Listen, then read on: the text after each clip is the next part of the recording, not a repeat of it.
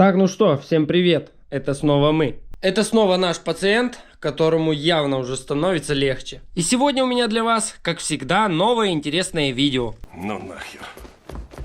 Отец. Сегодня я покажу вам еще парочку больных и самых ужасных мест у автомобилей. Причем это касается не только этого автомобиля, но всех автомобилей. Итак, давайте за пример возьмем другой автомобиль. Например, вот этот. Как мы видим, на улице зима. Ну а зимой автомобили страдают какими проблемами?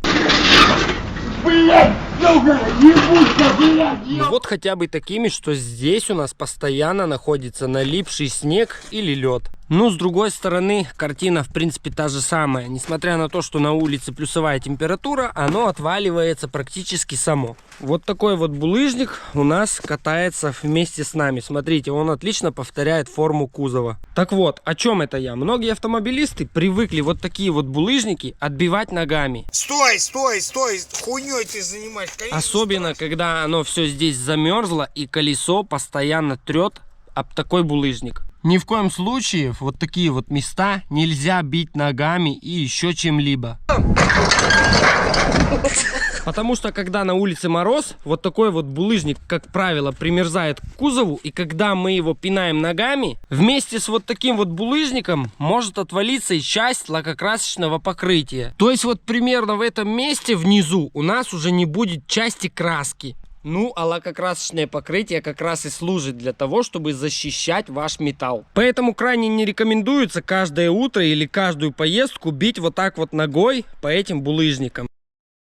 Лучше всего, конечно, растопить гараж и загнать автомобиль, чтобы оно все само отвалилось. Ну и теперь мы вернулись к пациенту и давайте посмотрим на эти же места у этой машины. Смотрите, первое место, мы наклоняемся, у этого автомобиля, к сожалению, нету брызговиков.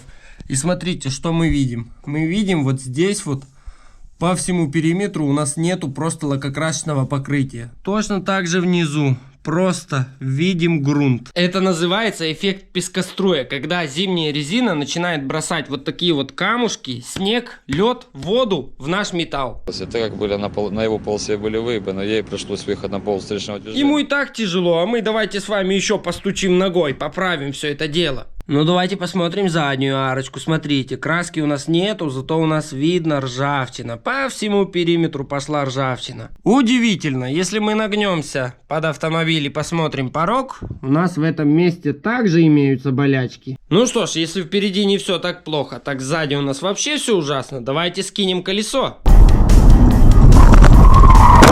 Автомобиль уже у нас висит, но мы все равно ставим страховочку в виде пня. Колесо покинула чат. По секрету вам хочу рассказать, что ржавчина, вот такие вот лепестковые диски, очень боится.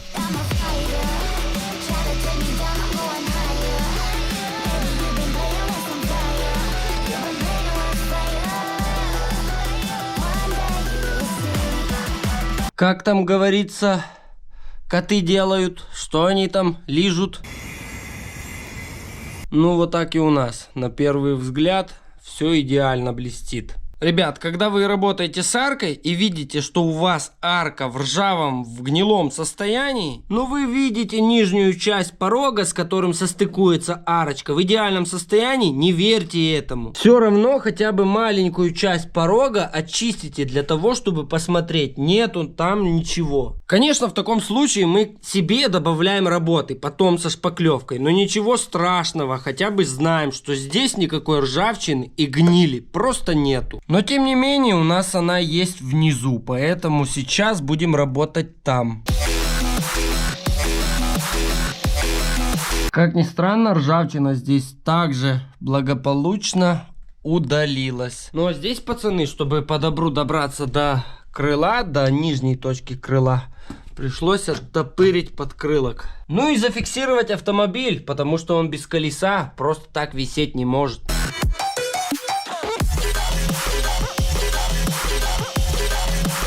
Ну, в принципе, я здесь также ничего критичного не увидел, кроме большого слоя ржавчины. Конечно, под моими словами, ничего критичного я здесь не увидел. Не стоит думать, что автомобиль будет ездить вечно. Рано или поздно ржавчина все равно сожрала бы это крыло. Но мы обогнали, мы успели раньше ржавчины. Ну что, дело сделано. Теперь берем нашего друга. И все вот эти вот голые места нужно хорошенечко пролить. Даже если вам кажется, что ржавчину вы всю убрали. Но уверяю вас, если вы думаете, что ржавчину просто так легко убрать болгаркой, даже небольшую, вы сильно ошибаетесь. Она возвращается. Смотрите, низ автомобиля, как правило, радоваться нечему, если в одном месте у вас просто получилось идеально убрать ржавчину. Смотрите, расшкурил место, у нас и дыры здесь. И, в принципе, весь букет, который нам хотелось бы только видеть. Вот так вот, парни. Здесь зашкурили, обрадовались и все. Все сделали, и автомобиль в идеальном состоянии. Как только колупни ниже, сразу все становится ясно.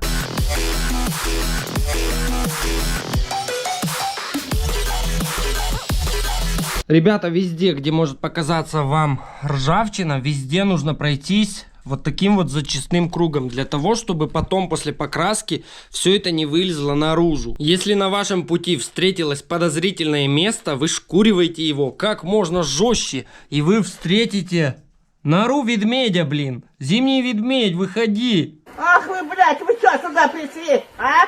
Парни, ну я даже не знаю, что сказать. Смотрите, в гараже полный туман. Я не знаю, или это видно. Смотрите, что мы видим здесь. Смотрите, какой слой шпаклевки. Вы просто посмотрите на это все. Как оно вообще ездило. Смотрите, блин, ну реально, ну в палец шпаклевки, в палец. Вот, где начинается как бы порог. Ну, я даже не знаю. Смотрите, обратно песок. Просто песок. Новый год закончился, на елку. Я знаю, где брать песок на елку. На следующий Новый год он у меня уже есть. А я-то думаю, почему автомобиль так слабо ехал. Вот почему. Потому что несколько килограмм песка я за собой возил. Обычная отвертка. Просто немного надавливаю и добываю песок таким образом. Смотрите, просто рвется как тряпка. Гнется, ломается, как тряпка. Универсальный бардачок своими руками. Получите скидку только сегодня. Смотрите, круто, как я придумал. Можно открыть, можно закрыть, можно открыть, например, порог, туда что-то запрятать. И никто в жизни не найдет. Мне за такую доработку такую премию дадут. Оп! О, вот она. Наша цель номер 1. Ну и сразу, пацаны, хочется сказать, что мы видим, что этот автомобиль варили. Смотрите, лист на лист просто положили и здесь вот сварили. Плывут моряки, в общем-то, плывут, и тут вдруг один орет: земля, земля, да здесь ее куча, блин. Что за новшество пошло автомобилей возить с собой столько песка, столько земли? Реально из-за этого автомобиль медленнее едет, блин. Наверное, у всех возникает один и тот же вопрос: откуда в пороге может взяться столько земли? С радостью отвечу. Смотрите, вот такие вот заглушки, резиновые они, колпачки, другими словами буду их называть. Они стоят вот здесь вот. Вот один, второй прогнил, я его заделал. Так вот, такие заглушки очень часто теряются и сгнивают или разваливаются. И потом в это отверстие, где стоит заглушка, успешно залетает вода, грязь и песок. Ну а залетает она, конечно же, в порог. Я не знаю, что об этом думаете вы, но на мое мнение автомобиль просто идеален. Ну просто идеален. Далее 2 дня никаких работ с этим автомобилем, конкретно с этим местом, проводить нельзя. Поэтому делаем вот такую вот процедуру. В течение 2 дней просто приходим и все это дело обливаем. Обливаем как можно чаще, как можно больше. Везде и внутрь можно. И даже нужно. 3 дня с нашим бункером работало средство по удалению ржавчины. Теперь пришло время эти катакомбы закрыть. Ну что, бродяги, с первого захода мы ремонтируем, заделываем, вернее, все маленькие такие вот недочеты. Маленькие дырочки мы заделываем первыми, потому что потом, когда мы будем клеить вот эту вот длинную часть, маленьким дырочкам уже не будет возможности добраться.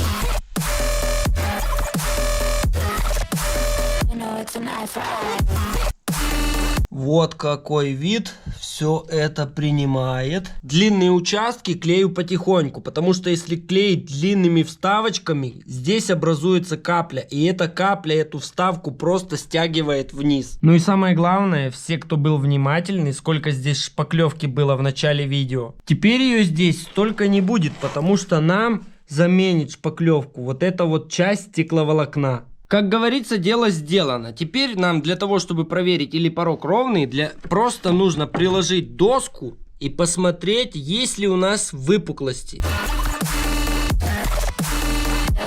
Ну и сразу мы обнаружили, что выпуклость есть лишь в одном месте. Это вот здесь. Выровнять все это можно с помощью бруска. Ну и, конечно же, наждачки 80-очки. Но это очень долго. Поэтому я предлагаю использовать вот такой вот электроинструмент и вот такую вот насадочку.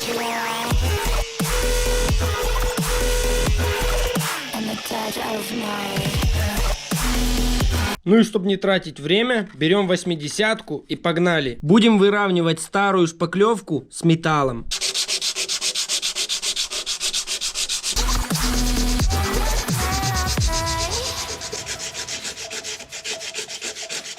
Где есть углубление, просто берем и запихиваем туда наждачку.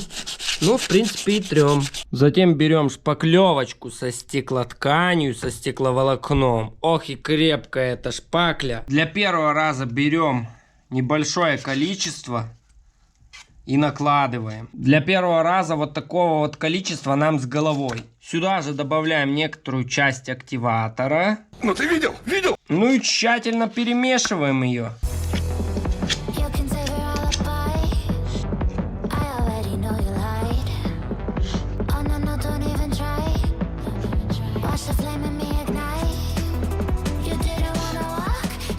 Хорошенечко топим печь для того, чтобы шпаклевка сохла быстрее. Ну и единственное, что нам с вами осталось, зашпаклевать вот такие вот ямки, которые мы с вами видим.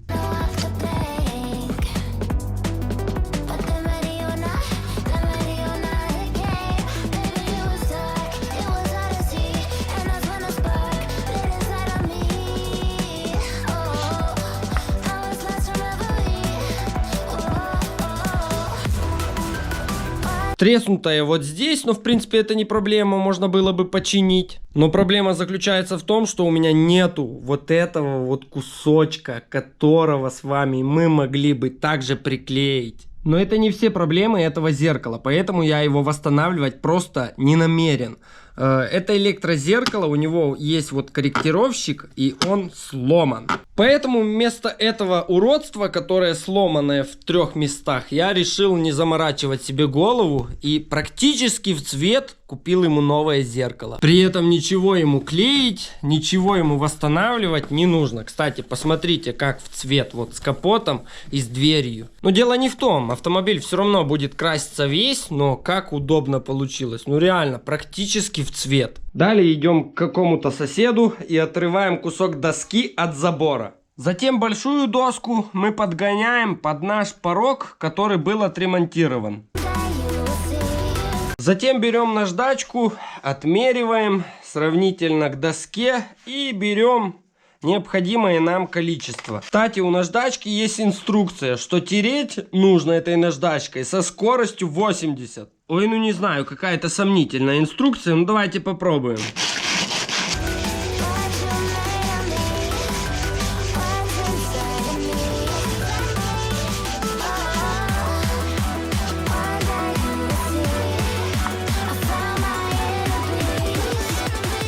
Пацаны, для тех, кто не понял, почему я его не вытираю в идеал, у нас вот здесь, вот в этом месте, была очень большая вот такая вот яма. Поэтому для того, чтобы вытирать этот порог в идеал, нам нужно сначала по всему периметру его выровнять. Вот сейчас, примерно здесь, он уже кажется ровным. Но еще это не так.